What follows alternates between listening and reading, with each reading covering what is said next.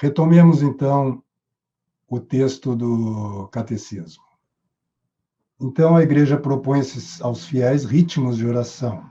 Alguns são cotidianos, a oração da manhã e da tarde, antes e depois das refeições, a liturgia das horas. O domingo, centrado na Eucaristia, é santificado principalmente pela oração. Então, aos domingos, então, nós somos chamados a rezar mais. Os ciclos do ano litúrgico, etc., as festas, né? O Senhor conduz cada pessoa pelos caminhos e da maneira que lhe agradam.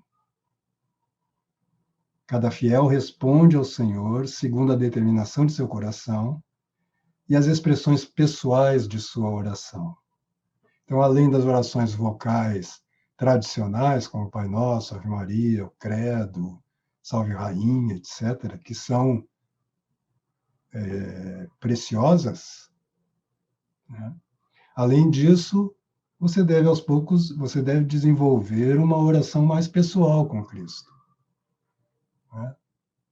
Falar mesmo com Ele. E segundo as Escrituras, segundo São Paulo e toda a tradição, Deus fala conosco no nosso coração, só que Ele não fala de uma forma audível, não é? Mas, se você fizer silêncio, você fala com Deus e deixa, vamos dizer assim, que o Espírito Santo te ilumine, vêm pensamentos, imagens, às vezes acontecimentos externos que respondem às suas petições, às suas perguntas. Ou seja, esse cultivo de um diálogo constante com Deus, muitas vezes em silêncio, ou seja, sem a produção de discurso, é um objetivo fundamental do cristão. Continua o Catecismo. Entretanto, a tradição cristã conservou 3 expressões principais da vida de oração: a oração vocal, a meditação e a oração contemplativa. Uma característica fundamental lhes é comum: o recolhimento do coração. Esta vigilância em guardar a palavra e em permanecer na presença de Deus faz dessas 3 expressões tempos fortes da vida de oração.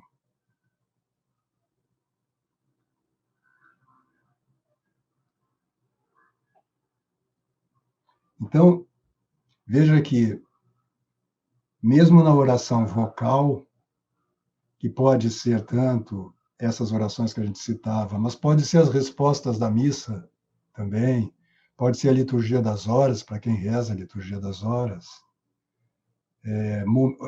a oração, também a sua oração da manhã e da noite, que geralmente, pelo menos eu tenho, geralmente a gente tem algumas fórmulas, né, que a gente usa, a gente repete todo dia, elas correm sempre o risco da gente estar falando sem estar prestando atenção no que está falando. Ela se torna, não sei se é mecânica a palavra certa, mas é um pouco alienada, né? Um pouco, a gente esquece aquilo que Santa Teresa diz que é o fundamento: lembrar quem está falando e com quem está falando. A gente acaba vendo isso como uma espécie de, como é que eu vou chamar isso? Fórmula mágica, né? Em que você, ou um dever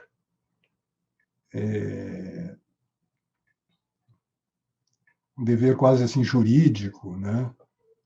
Você acorda e você lá reza e nem está prestando atenção, você está pensando o que você vai fazer. Você, né? E geralmente a gente acorda com as preocupações do dia, né? Eu tenho uma reunião com fulano, ou eu tenho que entregar um trabalho, ou eu tenho que terminar aquela tradução que está atrasada, né? Né, João? Aquela revisão que está atrasada, maléfica enchendo meu saco, né?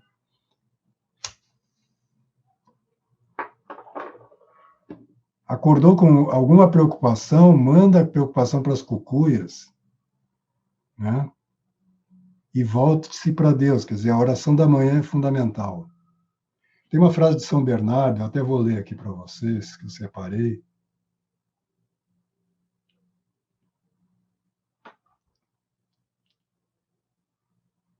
Que diz assim, ó, intenção,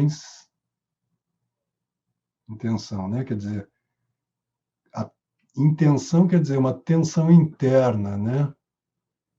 A gente tem uma intenção já, né? Quando a gente vai rezar, a gente tem que voltar-se intencionalmente para Deus, né? Mas voltemos. Intenções, pensamentos, vontades, afetos e todo o meu interior, vinde, subamos a montanha, vamos ao lugar onde o Senhor vê ou é visto.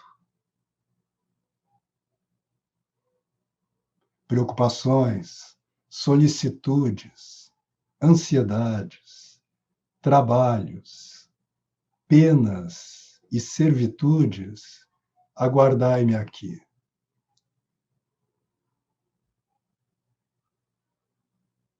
Eu vou anotar aqui as coisas que eu estou lendo, depois eu vou pôr no arquivo e compartilhar aqui com vocês, tá?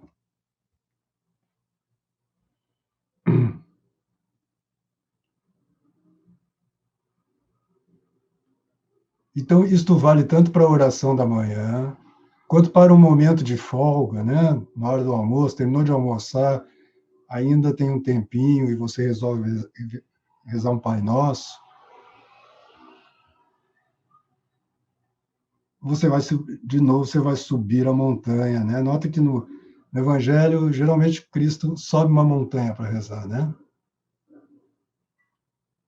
Ou seja, ele se afasta, né, como diz São Bernardo aqui, das preocupações, solicitudes, das coisas do dia a dia. Não porque elas sejam negativas. Não, nós somos criados, somos seres humanos e temos nossa vida. E não, né, nós não somos monges, mas mesmo os monges também têm. São Bernardo que está falando isso. Ele também tem suas preocupações. São Bernardo, por exemplo, andava aquela França inteira, né, dando conselho, e Santa Teresa fundou 17 conventos, Espanha afora, né? Então não se trata de nós não termos afazeres, né? Nós vamos tratar um pouquinho disso sobre, talvez pegando um pouco em São Tomás, essas duas noções da vida ativa e a vida contemplativa, né? Todo cristão é chamado a ter as duas vidas. Não é só essa divisão aí do religioso, como alguém. Isso foi, no Ocidente, foi aumentando, né, essa distância entre o leigo e os religiosos e sacerdotes, né? Não, o leigo também tem uma vida de oração, não do mesmo tamanho, porque cada um tem a sua função, mas ele deve fazer suas orações cotidianas, e deve estar sempre em oração mesmo no seu dia a dia, como diz aqui o catecismo. É o catecismo atual. Então, se a gente é católico, pelo menos eu estou falando agora com os católicos, a gente tem que seguir o que o catecismo está dizendo, né? Essa é a nossa referência. Então, eu vou só complementar com o primeiro comentário aqui do catecismo, e a gente continua sobre isso na próxima aula. E aí vou abrir aqui para ver se tem perguntas aqui no YouTube, para a gente responder. Tá bom? Então, esse primeiro parágrafo trata da oração vocal. Deus fala ao homem por sua palavra. Aqui já embola na nossa cabeça. Como assim? Eu nunca ouvi Deus falar comigo. Imagino que nenhum de vocês, né? Santa Teresa diz que de vez Santa Teresa diz que comigo ele falou. Eu digo, mas ele falou quando ela já tinha lá seus 50, né? E era Santa Teresa. Então, o que eles querem dizer com Deus fala ao homem por sua palavra?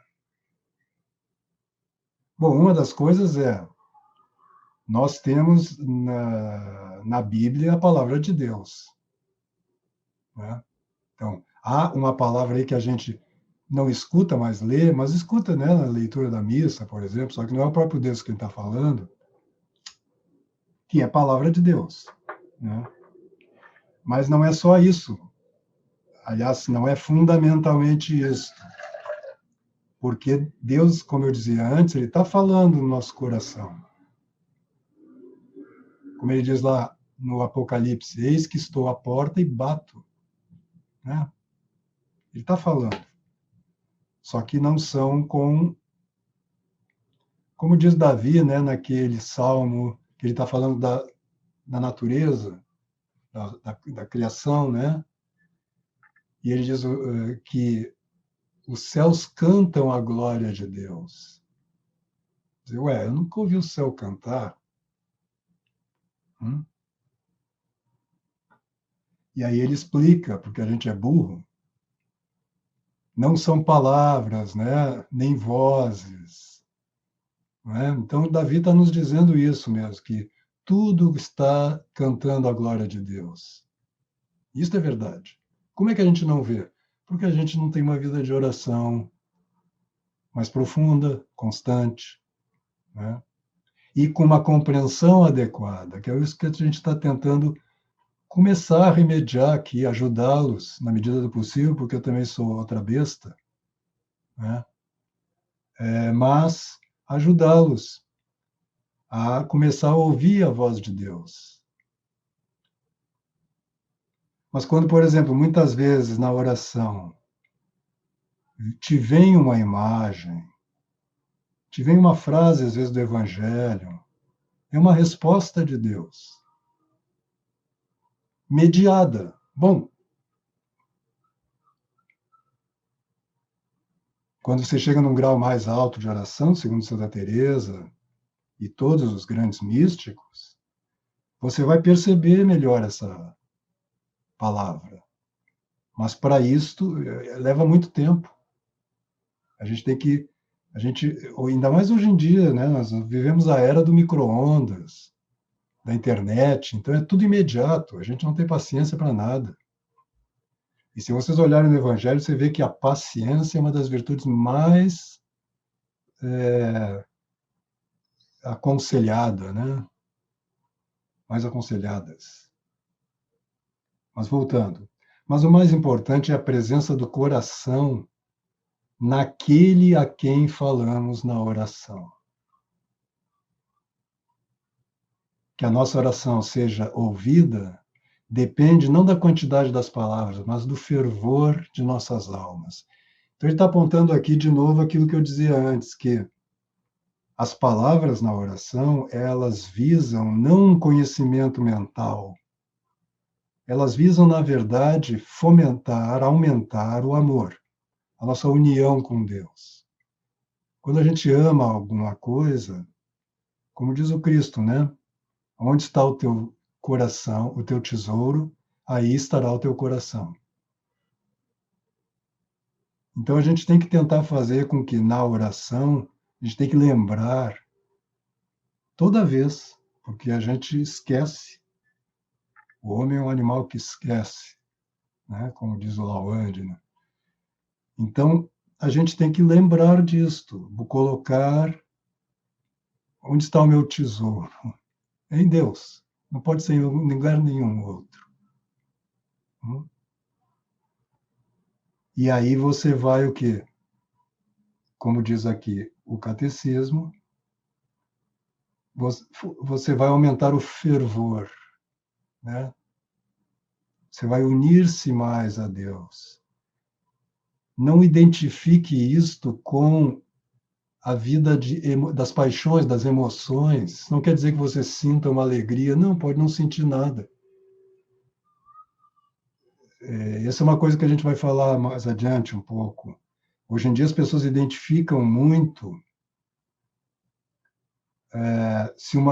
elas acham que uma oração é positiva se elas sentem coisas boas. Ou mesmo se elas sentem coisas negativas, se for assim, arrependimento, se chora muito, né?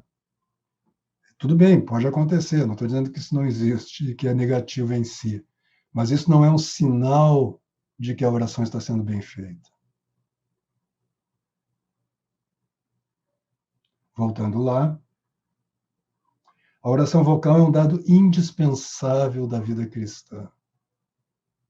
Ou seja, está dizendo aqui, ó, quem não faz oração vocal não é cristão.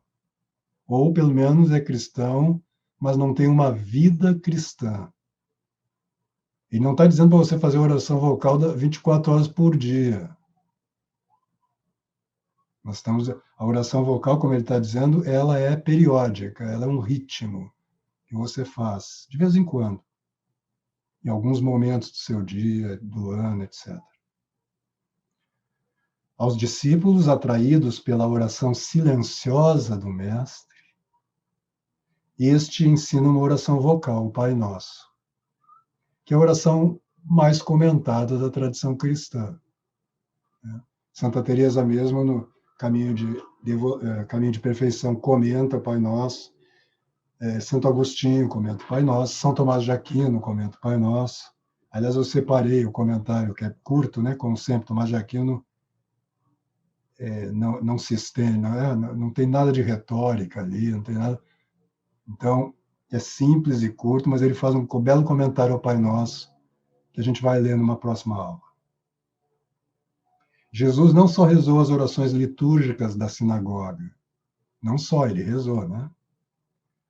Os evangelhos o mostram elevando a voz para exprimir sua oração pessoal, da bênção exultante do Pai até a angústia do Getsemane. Então aqui nós já temos a outra oração que a gente falava, que também a gente deve cultivar, que é falar com Deus como a um pai, como a um amigo, como a um irmão, como a um juiz também, que nos ama, é um juiz que nos ama, mas como o ser que ele é. Né? Mas não ter pruridos de conversar com Deus. Ele mesmo diz, eu estou aqui batendo a porta esperando. Quem me abrir, eu vou entrar e conversar com ele, comer com ele, comungar, né, com ele. Essa necessidade de associar os sentidos à oração interior responde a uma exigência da natureza humana. Nós somos corpo e espírito, e sentimos a necessidade de traduzir exteriormente nossos sentimentos. É preciso rezar com todo o nosso ser para dar à nossa súplica todo o poder possível. Essa necessidade corresponde também a uma exigência divina. Deus procura adoradores em espírito e verdade. É uma referência à passagem com a samaritana, né? E, por conseguinte, a oração que sobe viva das profundezas da alma. Então, veja que aqui ele está, de novo, né? Ele fala da oração vocal, mas, ao mesmo tempo, ele está dizendo que existe uma oração silenciosa aqui que sobe viva das profundezas da alma. Ele também quer a expressão exterior, que associa o corpo à oração interior, pois ela lhe traz esta homenagem perfeita de tudo aquilo a que ele tem direito. Sendo exterior e tão plenamente humana, a oração vocal é, por excelência, a oração das multidões. Mas também a oração mais interior não pode menosprezar a oração vocal. A oração se torna interior na medida em que tomamos consciência daquele com quem falamos.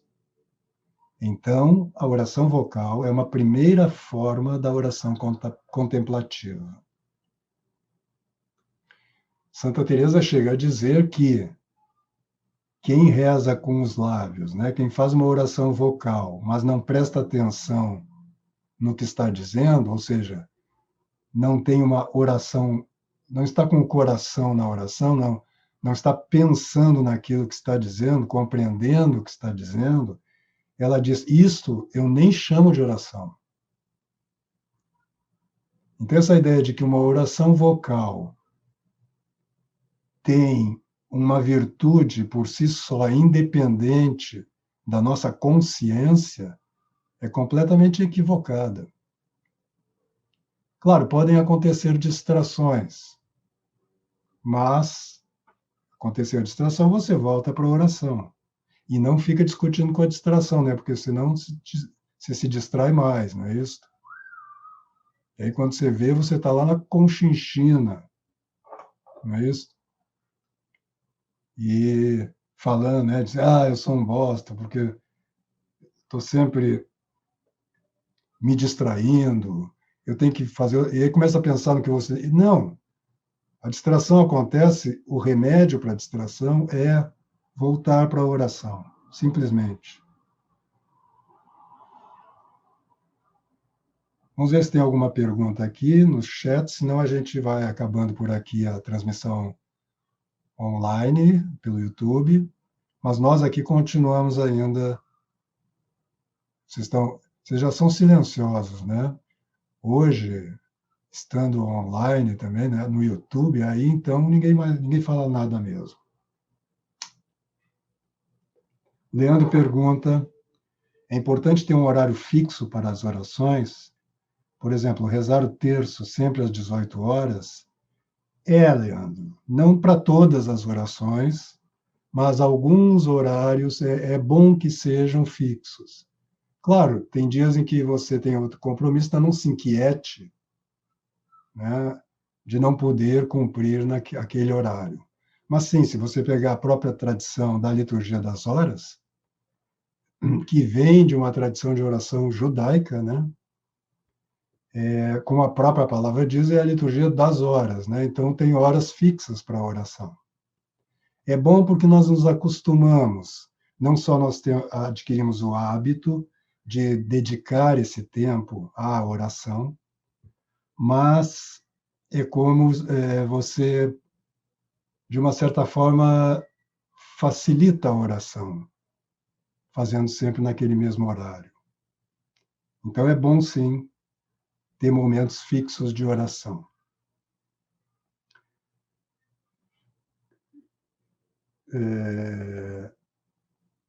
Bom, aqui tem uma pergunta que não tem a ver com...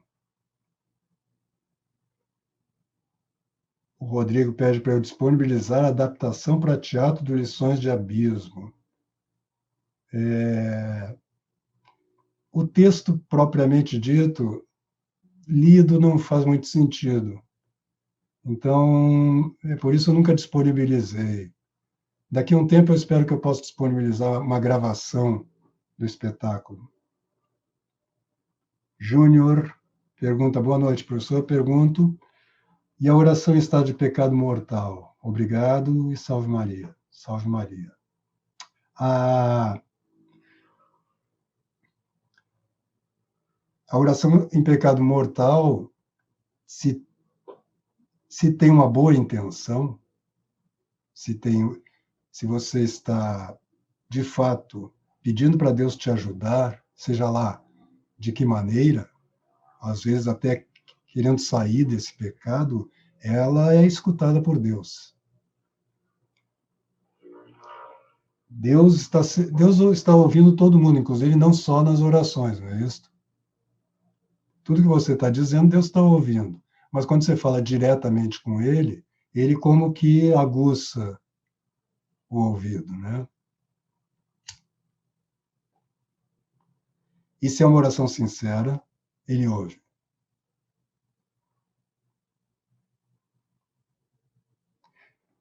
Inclusive, se não fosse isto, a maioria de nós não se converteria, né? Porque Deus não ouviria para ouvir a oração, você já teria que estar em estado de graça.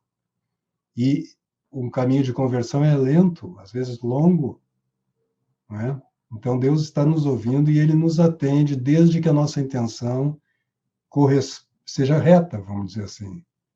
Desde que você peça, fundamentalmente, como diz o Cristo no Evangelho, a oração deve ser o pedido do Espírito Santo. Se Deus nos manda o Espírito Santo, vem tudo junto com ele.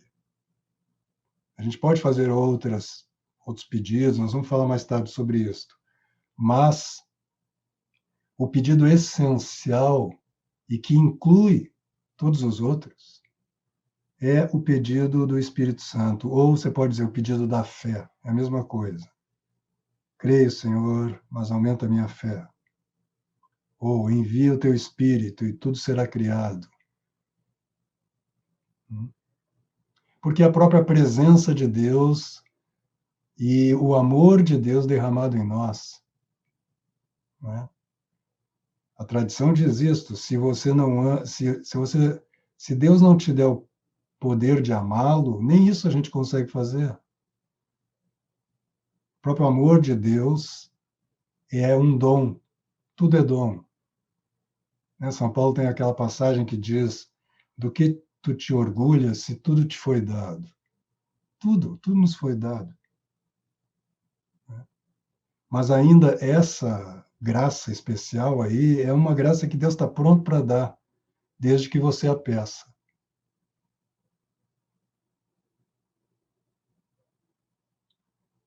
Deus fala, diz a Dani, e a gente sente a sua palavra. Muitas vezes nem não sente a palavra, mas a gente compreende algo dela. A gente vê, às vezes a gente até pode sentir alguma coisa, mas às vezes a gente vê uma imagem, a gente lembra de um versículo, ou alguém diz alguma coisa para nós, ou acontece alguma coisa, às vezes mais tarde, no outro dia, que é uma resposta também. Por isso a gente tem que estar sempre atento. A atenção a Deus, a presença de Deus, é a substância da vida cristã, ou da vida de oração. E como diz lá o catecismo, as nossas orações diárias, um de seus objetivos é exatamente como que nos colocar num estado, ao longo do resto do dia, de oração. Até chegar um momento, todos os santos dizem que chega esse momento, a gente tem que perseverar. E às vezes a gente é pouco perseverante. Em que essa oração do coração, essa lembrança da presença de Deus, se torna mais contínua. Sempre há momentos de esquecimento. Santa Teresa conta que, às vezes, ela se distraía, mas quando ela se distraía, Deus vinha assim como um terremoto, como um furacão em cima dela, né? Mas aí é Santa Teresa, né? Juliano pergunta: Malé, como você faz para relaxar seu corpo antes de rezar? Eu não faço nada, Juliano. Mas talvez você esteja perguntando como fazer, né, quando a gente está tenso. Aí é bom expirações, né, fazer um exercício de relaxamento propriamente dito, quer dizer, isso é uma coisa independente, é uma coisa da nossa natureza. Né? As pessoas hoje em dia são muito tensas mesmo. Né? Tem, inclusive, no curso lá, em alguns cursos que eu dei, eu dou um exercício de relaxamento do Feldenkrais, mas existem outras técnicas, para as pessoas fazerem com uma certa regularidade até elas conseguirem liberar-se de tensões que ficam arraigadas, né? Tensões nos ombros, por exemplo, né? As pessoas são muito tensas. Eu, como tenho uma trajetória aí de ator e, portanto, de trabalho com relaxamento, com o corpo, não sou uma pessoa muito tensa, então eu não preciso Preciso, na verdade, assim, recolher mesmo, como diz o catecismo, o meu coração, né? Quer dizer, abandonar as imaginações, né? Encontrar uma certa tranquilidade. E se colocar-se na presença de Deus é fundamental. Se você já começa a rezar cheio de coisa na cabeça, sua oração não vai rolar, né? Então, esse colocar-se na presença de Deus, como diz São Bernardo ali, é deixar de lado, né? Colocar entre parênteses suas preocupações, suas tensões, suas agonias, né? E como que subir a montanha para mais estar perto de Deus. Eu te garanto que esse contato em oração vai melhorar, vai te ajudar a resolver esses problemas, mas não na hora. Na hora você tem que deixar aquilo para depois, como diz São Bernardo, quando você voltar, você retoma.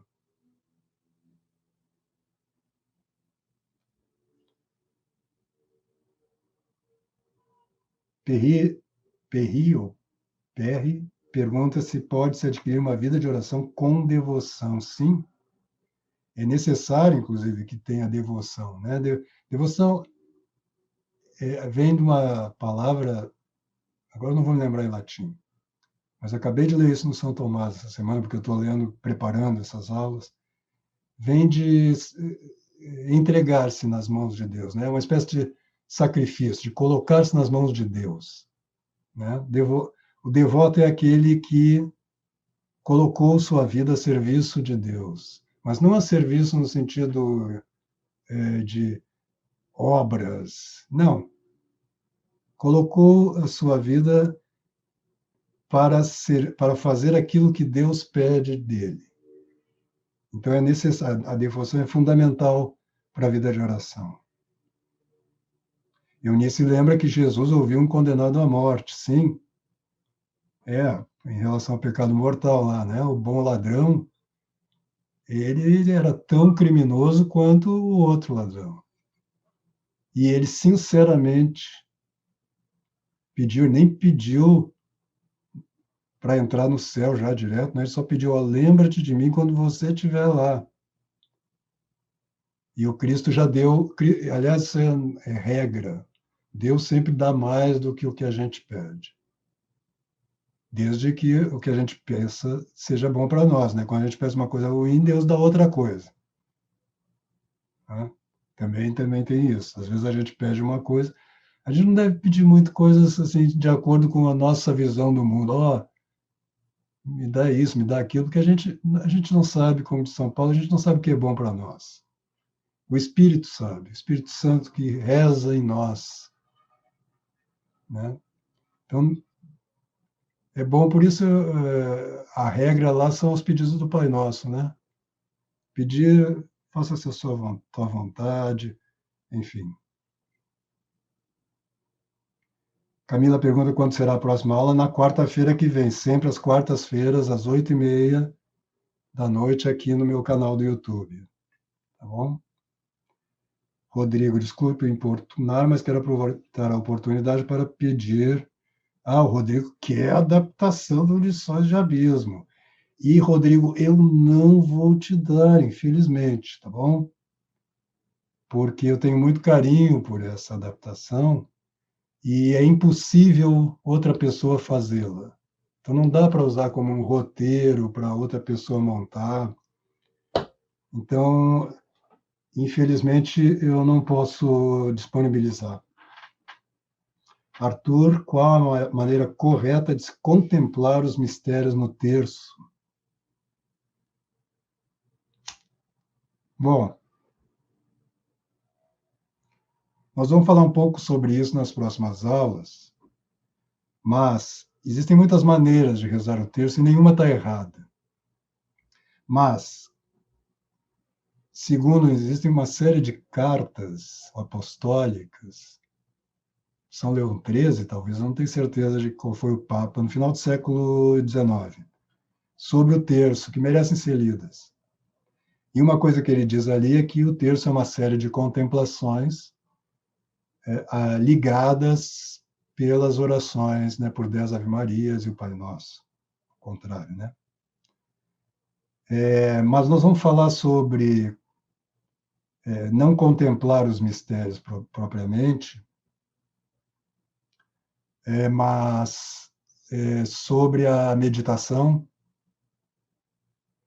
Os mistérios, na verdade, a gente não deveria dizer contemplar os mistérios do terço do rosário, mas meditar sobre os mistérios do rosário. Não precisa ser uma meditação discursiva, você pode, por exemplo, imaginar a cena visualmente, né? Você pode ouvir o que as pessoas dizem ali, né? Ou simplesmente lembrar digamos, né, da anunciação, e isto gerar alguns pensamentos, ou melhor ainda, alguns afetos em você. Você fica um tempo ali contemplando, meditando sobre aquele mistério. Aí depois você reza as 11 orações e o Glória, né? E quando você for rezar, aí você presta atenção nas palavras e em Deus, né? Para quem você está dizendo aquilo ali. Então você procura concentrar, não fique pensando diretamente no mistério meditado durante a recitação das orações.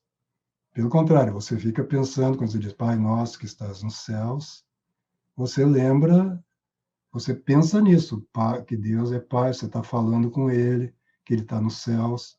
Você pensa o que as palavras estão dizendo, né? Você torna aquela oração tua. Você está dizendo aquilo ali para Deus. E como diz lá o catecismo, com o coração em Deus e no sentido das palavras. O Marcos fez uma brincadeira comigo, dizendo que o cigarro ajuda a relaxar. Não, não ajuda, não influi nem contribui. Então tá bom, gente. Já passamos um pouco já do horário. Agradeço muito a presença de todos aí no YouTube. E o pessoal aqui do curso